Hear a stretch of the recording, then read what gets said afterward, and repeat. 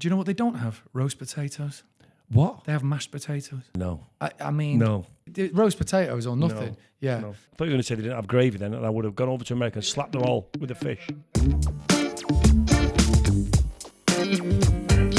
Good day, people. Welcome. No. What? Why can't I say Not people? having it. What's wrong with people? They are people we're talking awful. to. Who's listening? Animals. Hi everybody, welcome to What Will William Tell for this week. Just do that.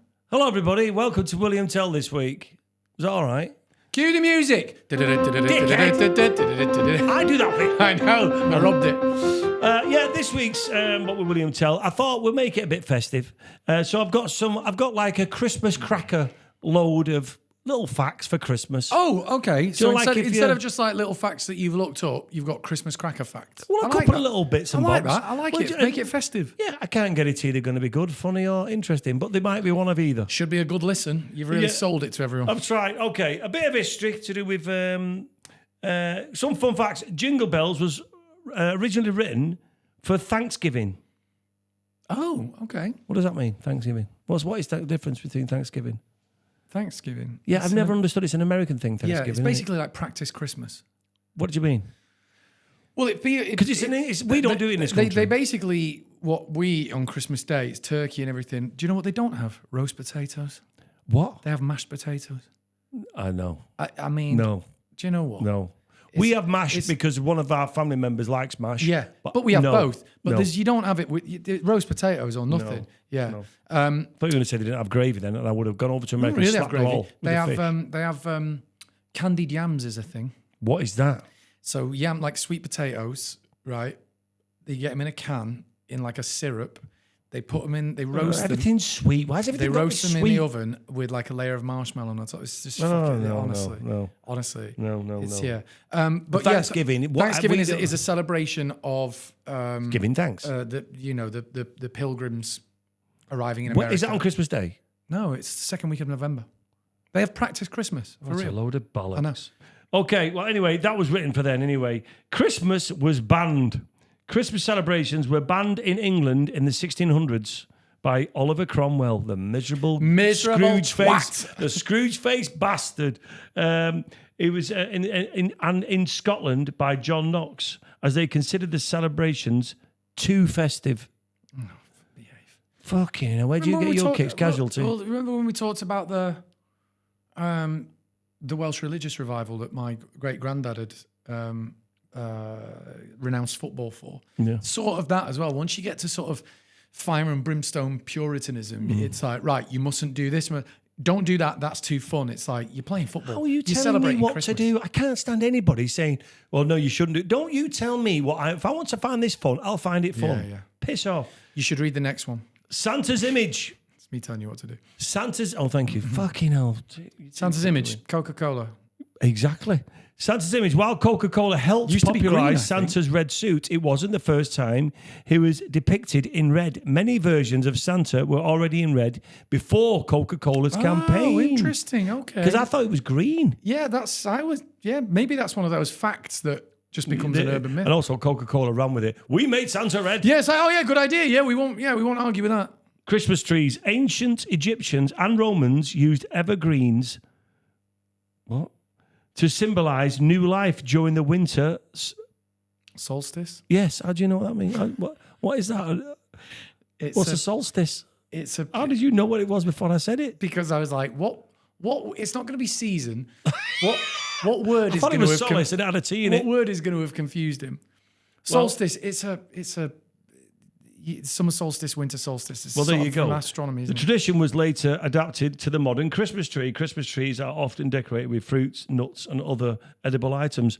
So they put food on there. When you stop to think about it, like really think about it, it's something that we all take for granted. What have you got a tree up? You're going to put your Christmas tree. How fucking weird is it? Why I know it's No, weird. but when you stop And to we think, all follow suit. let's take away the fact. Well, it's what we do is tradition, right? It seems so normal. But it's weird when that you we actually all do stop it, to yeah. think about what we're doing there, what are you going to do for this sort of couple of weeks? I'm going to get a tree from outside that's going to die. I'm going to put it in my front room. I use a fake one. Do you? Yeah. You've gone fake, have you? No, I've always had fake just because I've always toyed with the idea of getting a real tree. right? And then I go to the tip and see all the people trying to get the trees out of their car that have died with pine needles bare as fuck, because that means the pine needles are all over your house. Right, but people say this a lot. Pine needles all over the floor, and I'm like, right, it's 5 minutes with a Hoover. Yeah. Have you got cats? No. The problem with having cats is... Well, get a real tree and get rid of the cats. Well, either way, the problem with having cats at Christmas is you have to stop them climbing the fucking tree. Oh, okay, that would annoy me. Oh my God. That would annoy me. Because they think, new Fun, thing. yeah. Let's get involved. This looks like a laugh. And also, what are these things? They're presents. Let's rip the shit out of them as well. Okay. So as soon as you have cats, you think they'll be easier than dogs. Dogs you can shout at and train. You can go, don't do that. And once, after a few digs, they stop doing it. I'm joking. I'm joking, animal lovers. I'm joking. I don't hit animals. I'm joking. I'm just saying you can train dogs. You can't train cats. If they're going to do it, you can. Really? They're just like, you tell me what to do. Go on, all you want, but I'm going to keep doing it. Yeah. But yeah. I tell you what else is funny. You know how I said, like, bringing a tree in is weird? I only realised as an adult, I did, that when you grow up, whatever your Christmas traditions are, they seem so... like normal to you, like it's unthinkable that somebody else wouldn't do it the same. Anything from like when you open your presents, what order you open them in. That causes rows in my house. Like what time you're going to eat. What do you eat first? Like some people eat first. Everything. And we think of like the Christmas experience as a very universal thing, but within the bounds of generally what you do, everybody's routine is so precious to them. I remember thinking it when there was a Gavin and Stacey Christmas special a few years ago. Yeah. And they had this thing where it was like everybody gets like a celebration chocolate and they all have to eat it together before they open the thing. Obviously, one of the writers, Ruth or James, obviously that was genuinely a thing. But I was like, it never have even occurred to me to do that. And over the years, various other people in my life, I'm like, everybody's Christmas traditions are completely fucking off the kilter. My Christmas is magic in my head. In reality, I'm stressed as fuck.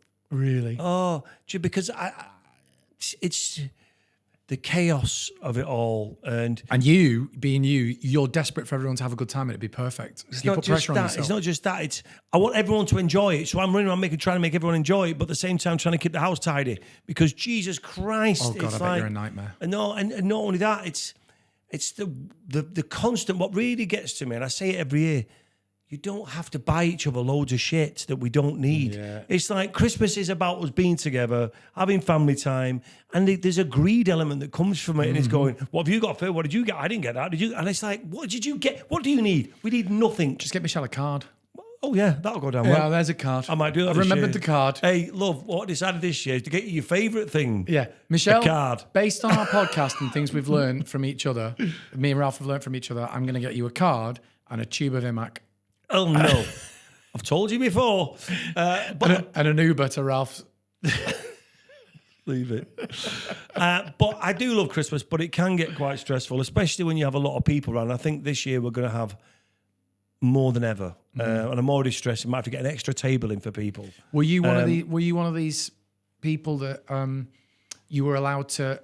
See, two things I never did. One, I never... would pick up my presents and shake them and try to work out what they were. I didn't want to do that though. No, I enjoyed the anticipation. Wants to find out all I enjoyed the the anticipation. I wanted it to be a surprise. Yeah. And I never used to sneak around the house looking in cupboards and stuff to try and find out what my presents were. And when people tell me, oh yeah, I always used to do that, I'm like... No, I didn't. I'm always like, you and I are very different people, fundamentally. No. And were you one of these people who was allowed to open one present the night before? No. Me neither. No. And I think we were right. And I don't. And there's some people who put their presents at the bottom of the kid's bed. No. So their kids wake up and they open the present. No. Yeah. Some kids open the presents in bed. Yeah, we all had to go into the living room. We all wait to go downstairs and we have Santa's presents on the couches, and then kids open them, and then we have the whole day. And then in the evening, we all gather round and we all open our presents under the tree. So one at a time, starting from the youngest to the oldest. So when we were little, we had Santa's presents and then... family presents first and then Santa's presents. Wow. Yeah, because the family ones were more important. Did you wait all day or did you do it all in one go? One after the other. And then we'd play with the toys or whatever, and then we'd have... We tried to spread Christmas out, and we did this for the kids, and they was like, why can't we open them now? I was like, because it gives you something to look forward to later. My nephew, he's staying with me in a moment, actually. He's a lovely lad. And he reached that age, you know what teenagers, he reached that age where he was a little bit like, whatever. And I've just suddenly remembered this. Last year for Christmas, we've always had a tradition in my house that the youngest in the room is the one who selects the presents and hands them out for the next one. And we have to open them one at a time. Some people just free for all, just open. No, I like it one at a time. I think you've got to watch. Talk about where'd you get it from? Correct. Who got it? You? Exactly. What have you got? That's part of the magic. I totally agree. And it's the youngest job to sort of be like, oh, well, you haven't had one for a little while, so you have one now, and then it's probably your turn, Mum, and then it's this or that. Anyway, literally last year, he just hit that age. And he's like, gives you an idea of what I'll be like as a dad. And he was like, do you want to go on? He passed a couple over and I said, go on, do the next one. And he went, why do I have to do it? And I went, you're the youngest. That's what we always do. And he went, I'm not doing it. And I went, all right, I'll do it. And you'll get all yours last or not at all. And he went, okay. And I was like, that's what I'll be like as a father. I don't like any miserable people at Christmas as well. Anyone, why do we got to do that? Oh, can we just do that? No. We're going to have fun, right? Yeah. Let's all cut all the shit. Yeah. Let's just enjoy it. I should say, Badder, not that he's ever going to watch this. He's a lovely lad. He was just becoming a teenager. And we were all kind of like... I've got an house with him in. Yeah. Listen, enjoy your Christmas. And that was your midweeks. What will William tell? Yeah. Very festive. Thanks for the facts. Festive Facts.